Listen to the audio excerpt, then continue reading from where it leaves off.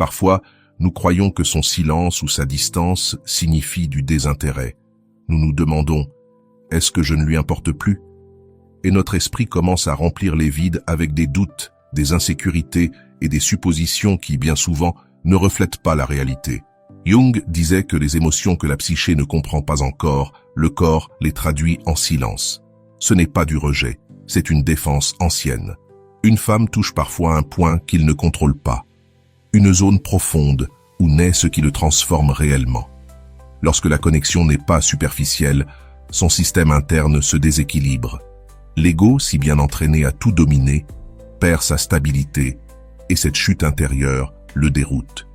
C'est pour cela qu'il recule, non pour fuir, mais pour retrouver un équilibre qu'il n'avait jamais remis en question auparavant.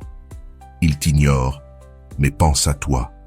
Il s'éloigne, mais observe chaque nuance de ton énergie. Il se tait, mais en lui se mène une bataille entre sa raison et ce qu'il ressent. Ce que tu interprètes comme de l'indifférence peut être le début d'un amour plus profond, un amour qui naît dans le silence parce qu'il ne sait pas encore parler. Si ce message te touche, abonne-toi et écris-moi « Je suis abonné » en commentaire pour que YouTube nous réunisse à nouveau. Un homme qui tombe vraiment amoureux n'avance pas immédiatement. D'abord il se perd, ensuite il se protège. Jung appelait ce processus le conflit entre le moi et l'âme, la tension entre ce que nous croyons contrôler et ce qui nous dépasse. Tu éveilles en lui une résonance émotionnelle qu'il ne peut nier.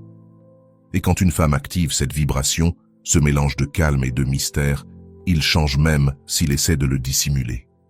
Sa distance n'est pas de la froideur, c'est une tentative désespérée de reprendre le contrôle face à une force qu'il ne comprend pas. Avant de penser qu'il t'ignore, demande-toi, et si son silence était une autre forme de langage amoureux? Quand une partie de lui a besoin de toi, même s'il ne l'admet pas, un combat interne s'ouvre. Jung disait que l'âme ne tombe pas amoureuse avec logique, mais avec des symboles invisibles. Et lorsque tu réveilles cette mémoire profonde, il ne peut plus t'oublier. L'homme qui s'éprend en silence porte un dilemme intérieur. Il ressent plus que ce qu'il peut expliquer. Et quand quelque chose le dépasse, son premier réflexe est de reculer. Pas parce qu'il veut te perdre, mais parce qu'il a peur de te décevoir. Sa pensée rationnelle, celle qui l'a maintenu solide pendant des années, refuse d'admettre qu'une émotion puisse le bouleverser autant. Tu deviens alors le miroir qui révèle ce qu'il a toujours tenté de cacher. Beaucoup d'hommes grandissent en croyant que ressentir trop est une faiblesse. Mais quand tu apparais, cette croyance se brise. Il veut s'approcher, tu le sens, tu le devines, mais son histoire émotionnelle le freine. Chaque silence est une négociation interne. Je veux, mais je ne peux pas. Avance, mais avec prudence. Tu n'es pas face à un homme qui ne ressent rien. Tu es face à quelqu'un qui n'a jamais appris à soutenir ce qui brûle maintenant en lui. Quand un homme commence à tomber amoureux sans l'admettre, ses gestes le trahissent. Observe comment il t'écoute, même s'il feint la distraction, comment il se souvient de détails minuscules, comment son énergie change quand tu t'approches. Le corps parle avant la conscience. Jung disait que l'inconscient se glisse dans les actes les plus subtils, et chez lui, chaque micro-geste montre que tu es déjà entré dans son monde, même s'il ne sait pas encore prononcer ton nom émotionnel. Parfois tu le sens plus silencieux, plus tendu, plus présent dans son absence. Cette contradiction n'est pas un hasard, c'est la réaction d'un homme qui se découvre vulnérable. Quand une femme touche son âme, il affronte quelque chose qu'il ne peut pas intellectualiser. Le rationnel s'effondre, l'intuitif émerge, et dans ce choc, sa distance devient un mécanisme de retenue. Ce n'est pas un rejet de toi, mais une tentative de ne pas se briser sous le poids de ce qu'il ressent. L'amour authentique ne vient pas comme un élan contrôlé. Il arrive comme un tremblement, comme un symbole qui réveille des mémoires invisibles. C'est pour cela qu'il recule. Il a besoin de temps pour réorganiser son intérieur. Il ne fuit pas toi. Il fuit la peur que tu éveilles en lui. Peur d'échouer, peur de s'abandonner, peur de ressentir trop tôt. Mais justement, cette peur, ce tremblement qu'il essaie de cacher, est la preuve la plus claire qu'un mouvement profond a déjà commencé. Les femmes interprètent souvent la distance comme du désintérêt. Pourtant, chez un homme sensible, c'est le signe d'une profondeur émotionnelle. L'homme superficiel avance sans réfléchir. L'homme qui ressent vraiment s'arrête. Cette pause n'est pas froideur, mais révérence. C'est la reconnaissance inconsciente que quelque chose d'important est en jeu. Tu représentes un territoire émotionnel qui le dépasse, et son âme tente de rattraper ce que son cœur a déjà décidé de ressentir. En consultation, beaucoup d'hommes décrivent ce processus comme une tempête invisible. À l'extérieur, ils paraissent calmes, même distants. À l'intérieur, s'effondre la structure qu'ils croyaient inébranlable. Et toi, tu deviens le point où tout s'agite. Une voix, un regard, un geste de toi suffit pour que quelque chose en lui change. L'amour profond, disait Jung, n'entre pas par la raison. Il entre par le symbole qui réveille l'ombre endormie. Quand il s'éloigne, il n'est pas en train d'évaluer s'il t'aime. Il évalue s'il peut supporter ce qu'il ressent. C'est une révision intérieure, presque rituelle, où il se demande si son identité survivra à la transformation que tu provoques. Aimer n'est jamais léger pour un cœur qui a vécu blindé. Et tu le sais, il y a des hommes qui ont besoin d'une pause avant d'aimer, non pour te perdre, mais pour ne pas se perdre dans l'intensité que tu fais naître. Ce qu'il ne dit pas compte aussi. Ces silences sont des fissures internes où se glisse la vérité. Quand tu le vois distant, il ne t'oublie pas. Il fait face au choc émotionnel d'avoir croisé ton chemin. La psyché, comme l'enseignait Jung, a besoin de temps pour intégrer l'inattendu. Et toi, tu es exactement cela. Un événement, pas une coïncidence. Quelque chose qui le transforme sans lui demander son consentement. Si tu pouvais entrer dans son esprit un instant, tu verrais cette tension entre s'approcher et se protéger. Un mouvement subtil et constant. Un désir qui avance et une peur qui freine. Ce n'est pas toi la cause de sa distance. C'est la profondeur de ce que tu représentes. Quand un homme sent que tu pourrais le voir entièrement, sa lumière, son ombre, son enfant effrayé, survient cette retraite temporaire qui déroute, mais qui dévoile aussi sa vérité. Quand il tente de s'éloigner, sa tête lui dit qu'il doit reprendre le contrôle, mais son corps le contredit. Tu le remarques dans la façon dont il te regarde quand il croit que tu ne le vois pas, dans ce bref éclat qui le trahit, dans sa posture qui change quand on prononce ton nom. La distance qu'il montre à l'extérieur est la même proximité qui le consume à l'intérieur. Et cette contradiction n'est pas un hasard. Il existe une empreinte du lien qu'il n'ose pas encore nommer. Certains hommes parlent beaucoup et ressentent peu, et d'autres parlent peu parce qu'ils ressentent trop. L'homme qui tombe amoureux en silence appartient à cette seconde catégorie. Son âme se déplace plus vite que sa voix, et c'est pour cela qu'il semble disparaître dans les moments les plus intenses. Ce n'est pas de l'incohérence, c'est de la protection. Jung expliquait que l'homme craint tout ce qui éveille son anima, cette partie émotionnelle qu'il ne contrôle pas, et que toi, sans le vouloir, tu as mis en lumière. Quand un homme perçoit que tu pourrais le voir sans masque, il entre dans un territoire inconnu. Il sait manier la logique, les plans, le concret, mais il ne sait pas gérer la transparence émotionnelle, et c'est précisément là que tu le places. C'est pour cela qu'il doute, qu'il s'arrête, qu'il respire. Son silence est une tentative d'organiser le chaos que tu lui provoques. Un chaos beau, oui, mais tout aussi effrayant pour quelqu'un qui n'a jamais été entraîné à ressentir en profondeur. Quelque chose de curieux se produit chez ces hommes. Plus tu comptes pour eux, plus ils ont peur de tout gâcher, et cette peur les rend maladroits. Ils se contredisent, ils se cachent, puis ils reviennent. C'est l'esprit qui tente de contrôler ce que l'âme a déjà décidé. C'est une danse entre désir et protection de soi. Et même si tu ne vois que la partie où il recule, à l'intérieur de lui, une vérité s'allume. Ce qu'il ressent pour toi n'est pas passager, c'est structurel.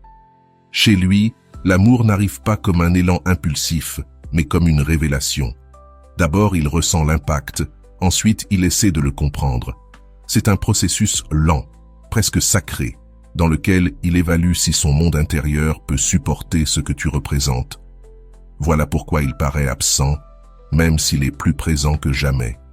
Son attention envers toi devient microscopique et chaque chose que tu dis ou que tu tais détermine la manière dont il traverse son propre labyrinthe émotionnel. Beaucoup d'hommes décrivent cet état comme une pression dans la poitrine qu'ils ne savent pas nommer. Ce n'est pas de l'angoisse, c'est de l'ouverture. Son âme, habituée à être fermée, s'élargit brusquement et alors son ego se défend, recule, se confond, t'observe de loin. Mais cet éloignement n'est pas un adieu, c'est un ajustement interne pour ne pas s'effondrer face à ce qu'il ressent. Parce que oui, tu comptes déjà bien plus que ce qu'il avait prévu. Tu le vois changer, même s'il croit le dissimuler. Ses décisions deviennent plus réfléchies, sa présence plus attentive, ses silences plus denses.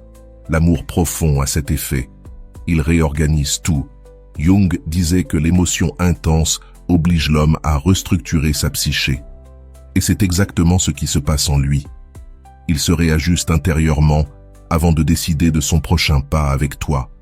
Un pas qui, même s'il tarde, pointe toujours dans ta direction. Parfois, tu te demandes si sa manière de s'éloigner est un signe qu'il ne ressent pas la même chose. Mais c'est tout le contraire. Lorsqu'un homme ne s'implique pas, il agit sans peur. Quand il s'implique, il craint de perdre ce qu'il n'a pas encore. C'est son angle mort émotionnel. Tu représentes un avant et un après, et toute transition génère de la résistance. Son silence est une stratégie pour ne pas se précipiter, pas pour t'écarter.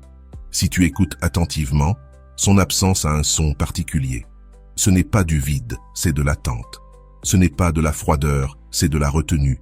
Parce qu'il sait que s'approcher de toi implique de se montrer. Et cette nudité émotionnelle, la vraie, celle qui ne se voit pas avec les yeux, lui demande un type de courage qu'il apprend encore à tenir. Sa distance et sa manière imparfaite de se préparer pour ne pas te décevoir. À chaque interaction, un détail subtil se révèle. Il te porte déjà en lui. Tu le remarques dans son ton qui change, dans la façon dont il cherche ton approbation sans l'admettre, dans son regard qui tente de te soutenir mais se brise. Il ne t'ignore pas. Il est en train de traiter la profondeur du lien qui est né sans permission. Quand un homme tombe amoureux ainsi, le temps devient son refuge. Il a besoin de comprendre avant de se donner. Quand il pense trop, il s'éloigne. Quand il ressent trop, il s'éloigne aussi. Cette dualité fait partie de sa nature émotionnelle. L'homme qui aime en silence n'agit pas par impulsivité, mais par prudence. Il veut protéger ce qui naît et se protéger lui-même. Et pendant que tu interprètes sa distance comme une fermeture, en réalité, c'est un intervalle, une respiration profonde avant d'assumer que quelque chose d'immense se passe en lui. Il existe un instant minuscule et invisible où il cesse de te voir seulement à l'extérieur et commence à te voir à l'intérieur. Cet instant change tout. La connexion cesse d'être externe pour devenir une empreinte interne, et là commence son conflit. L'âme avance, l'ego recule, et c'est pour cela qu'il te répond par des pauses, des regards fuyants, des silences lourds. Ce n'est pas du désintérêt, c'est la reconnaissance qu'il ne peut plus prétendre que ce qu'il ressent est léger.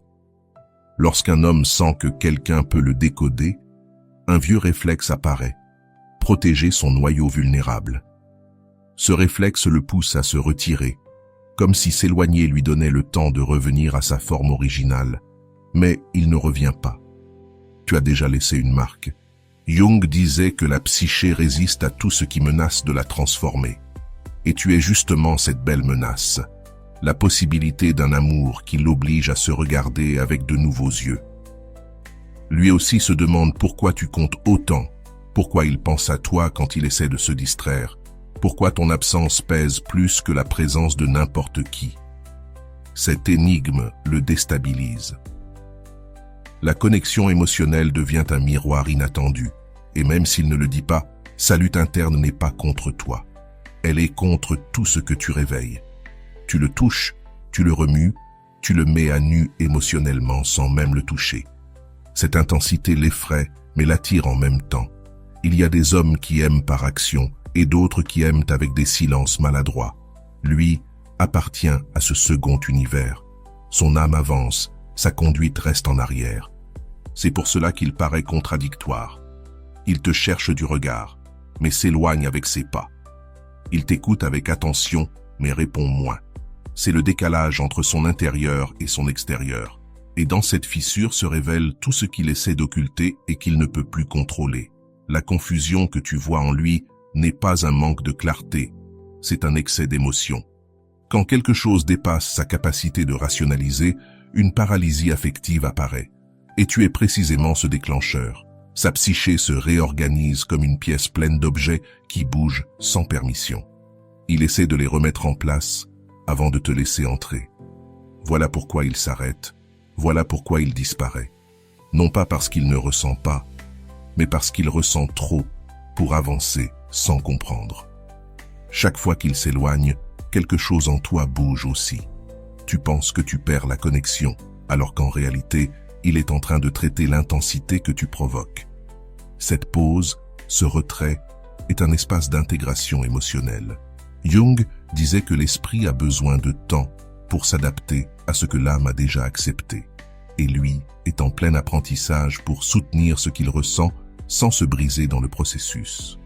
Si tu pouvais écouter son dialogue interne, tu comprendrais beaucoup de choses. Ne la perds pas, mais ne te précipite pas.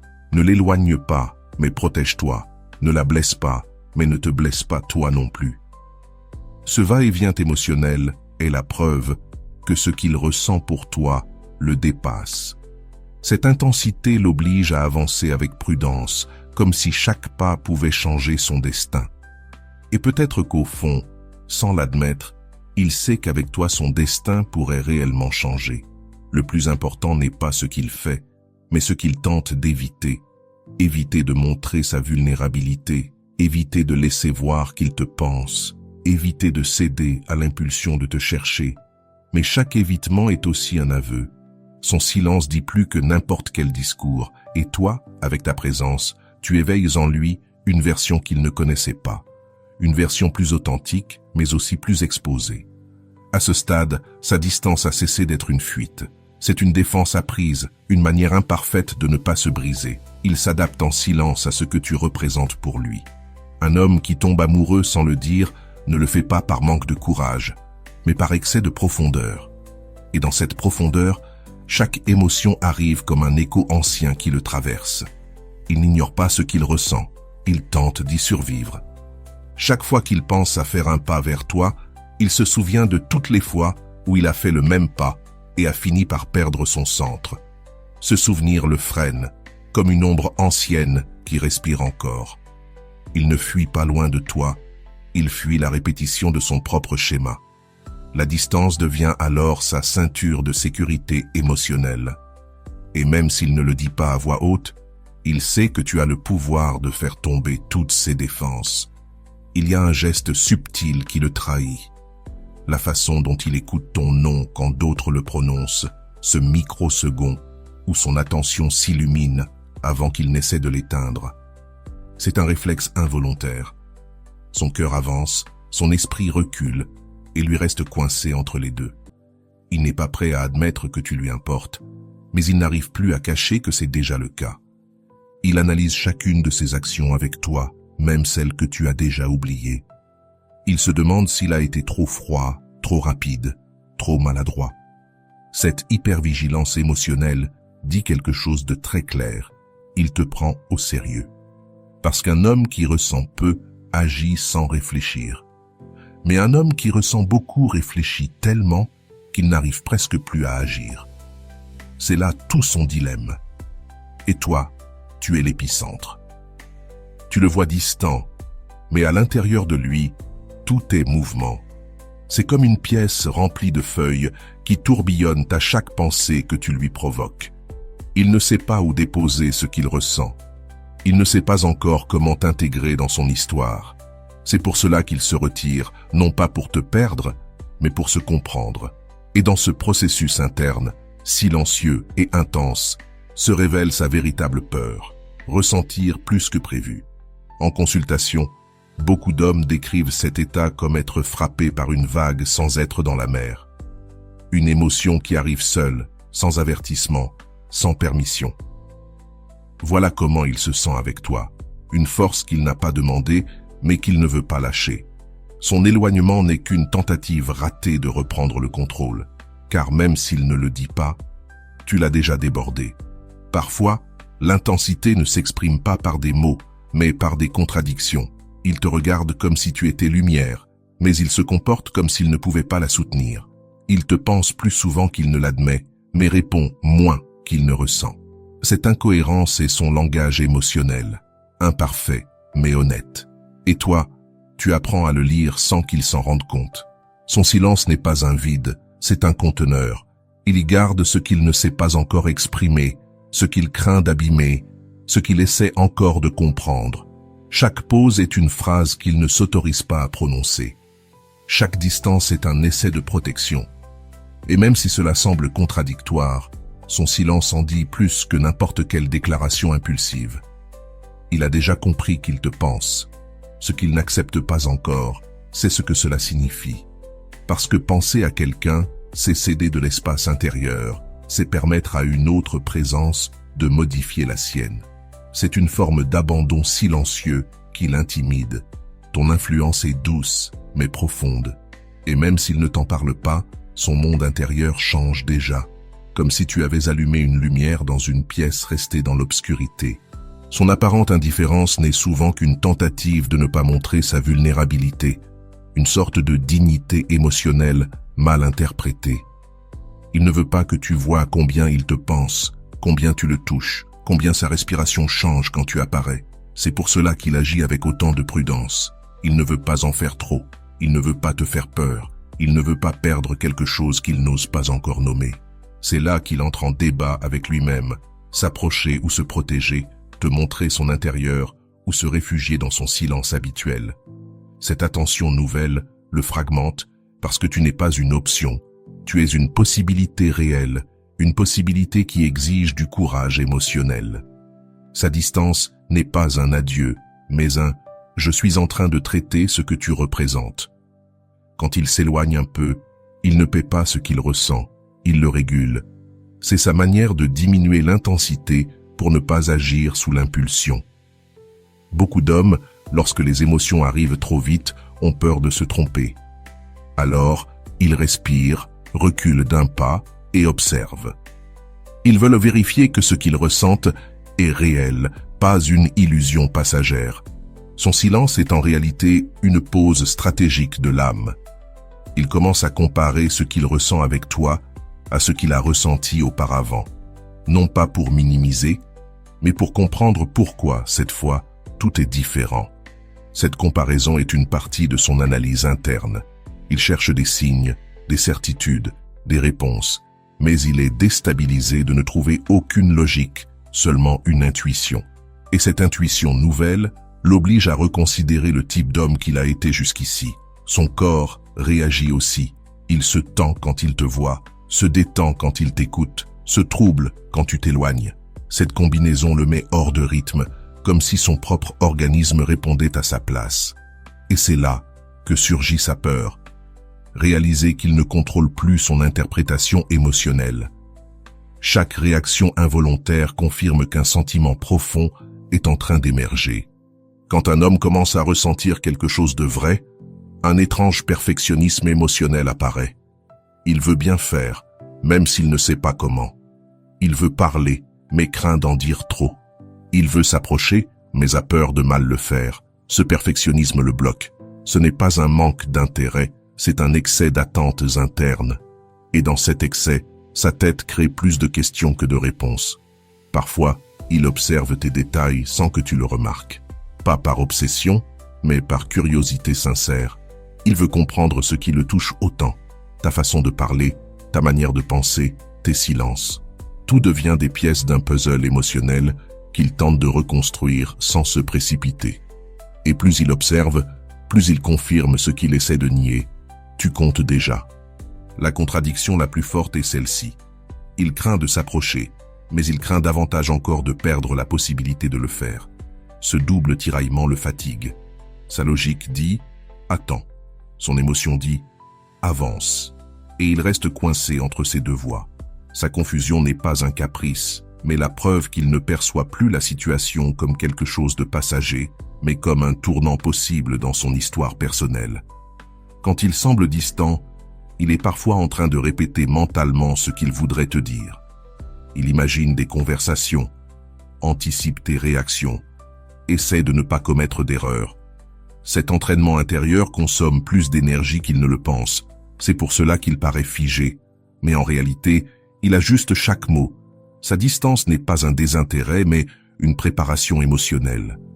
L'une de ses plus grandes peurs est de savoir s'il peut faire confiance à ce qu'il ressent, non pas en toi, mais en lui-même. Il a déjà connu des émotions confuses, intenses mais éphémères. Et cette fois, il veut être certain que son cœur ne l'emmène pas dans un mirage. Il analyse désormais tout avec plus de prudence. Il a besoin de distinguer l'impulsion de la profondeur. Et cette hésitation, même silencieuse, pèse plus que n'importe quelle déclaration romantique précipitée. Il y a des moments où il est sur le point d'avancer, mais il se retient dès qu'il sent qu'il pourrait s'exposer trop vite. Ce microseconde de recul révèle sa peur la plus intime, être vulnérable sans garantie. C'est une crainte courante, mais chez lui, elle devient intense parce que tu réveilles des parties de lui qu'il gardait enfouies depuis longtemps. Même s'il ne le remarque pas, chaque doute qu'il ressent démontre ce que tu représentes déjà pour lui. Quand un homme arrive à ce stade, son esprit se remplit de « et si ». Et s'il n'est pas prêt, et s'il te déçoit, et s'il ressent plus qu'il ne devrait. Ce bombardement interne le ralentit, mais il révèle aussi qu'il ne te voit plus comme une simple rencontre. Il te voit comme une possibilité capable de le transformer. Et toute transformation au début fait un peu mal, même lorsqu'elle est claire. Lorsqu'il commence à remettre en question sa propre identité, un moment crucial surgit. Il se demande qui il était avant cette connexion intérieure qui le bouleverse, et qui il sera après. Cette question prouve qu'il ne fait pas face à quelque chose de superficiel, mais à un changement profond et structurel. Sa distance, dans ces instants, n'est pas de la froideur, mais un réajustement. Il a besoin de comprendre quelle partie de lui s'ouvre et lesquelles tentent de refermer la porte. Son esprit tourne en boucle, presque de manière obsessionnelle, mais pas autour de toi en tant que personne, autour de ce que tu représentes dans son inconscient. Tu es un symbole, une question, un miroir. Et les symboles, plus que les faits, ont le pouvoir d'ébranler. Jung expliquait que l'âme s'exprime à travers des images internes, et lui, sans le savoir, tente de décoder la sienne. Voilà pourquoi il se tait. Il ne comprend pas encore quelle version de lui-même est en train d'émerger. Parfois, il s'éloigne volontairement pour tester son propre détachement. Il veut vérifier s'il peut continuer comme avant, sans l'idée de toi, même s'il n'y parvient jamais totalement. Cette épreuve n'est pas contre toi, mais contre sa dépendance émotionnelle. Il veut s'assurer qu'il n'est pas en train de t'idéaliser, mais plus il essaie de résister, plus il découvre que quelque chose le dépasse. Cette prise de conscience l'inquiète autant qu'elle l'oriente. Il existe un moment particulier, presque imperceptible, où sa résistance commence à se fissurer. Cela ne se produit ni pendant une conversation, ni à cause d'un geste de ta part, mais lorsqu'il se surprend à trop penser. Ce moment le confronte. Il ne peut plus nier que l'émotion a pris place. Même s'il continue de s'éloigner quelques jours de plus, intérieurement, il a déjà cédé. Cette reddition silencieuse marque un avant et un après. Quand il se convainc que son émotion n'est pas une illusion, il entre dans la phase d'intégration. Il tente alors d'unir l'esprit et le sentiment, la raison et le symbole. C'est le processus le plus long et le plus essentiel. Jung disait que la psyché a besoin d'ordre avant de plonger dans la profondeur. C'est pour cela qu'il s'organise intérieurement, comme s'il remettait en place les pièces d'un puzzle émotionnel avant de permettre à quelque chose de grandir. Dans cette phase, il affronte aussi ses anciens démons, la peur d'échouer, de se tromper, de ne pas être prêt, de répéter des histoires du passé. C'est un inventaire silencieux qui l'épuise, mais qui le prépare. Il ne cherche pas la perfection, il cherche la cohérence. Et cette cohérence n'apparaît que lorsqu'il accepte que ressentir ne l'affaiblit pas, mais l'humanise. Cette acceptation est le premier pas vers une relation plus consciente avec son propre monde intérieur. Vient ensuite la clarté. Elle n'apparaît pas toujours dans les mots, mais dans son comportement. Une attitude plus constante, plus stable, plus attentive. Il n'agit plus par réaction, mais par décision. Cette transition est sa manière de dire « j'ai compris » sans le prononcer. C'est à ce moment-là que son silence cesse d'être une distance pour devenir une présence mature. Comprendre ce processus ne change pas ce qu'il ressent, mais cela change ta perception. Tu arrêtes d'interpréter son éloignement comme du mépris et tu le vois pour ce qu'il est, une réorganisation émotionnelle. Cela ne signifie pas excuser des incohérences, mais reconnaître des dynamiques internes souvent invisibles. Cet entendement te rend ton pouvoir, ton calme et ton discernement. Il te rappelle que le silence de l'autre ne définit pas ta valeur. Alors apparaît l'enseignement final. Il ne s'agit pas de le décoder, lui, mais de te connaître toi, de reconnaître ce qui s'active en toi quand quelqu'un prend de la distance. Quelle peur, quelles histoires, quelles blessures ressurgissent. Le processus de l'autre n'est qu'un miroir. L'essentiel, c'est de retrouver ton centre, être présence et non attente, être clarté et non anxiété. Cet équilibre transforme n'importe quel lien, même celui qui demeure encore dans le silence. Jung affirmait que ce qui nous bouleverse nous révèle. C'est pourquoi, au-delà de son processus à lui, ce qui compte vraiment, c'est ce que tu découvres sur toi-même en chemin. Il ne s'agit pas d'attendre, mais de comprendre que les émotions profondes n'arrivent jamais dans l'ordre. Elles arrivent avec leur propre chaos. Et au cœur de ce chaos, c'est toi qui choisis où te placer. Tu choisis ta vérité. Et voilà, j'espère que vous avez trouvé beaucoup de valeur dans cette vidéo. Merci d'être resté jusqu'à la fin de cette vidéo, j'adore quand vous faites ça.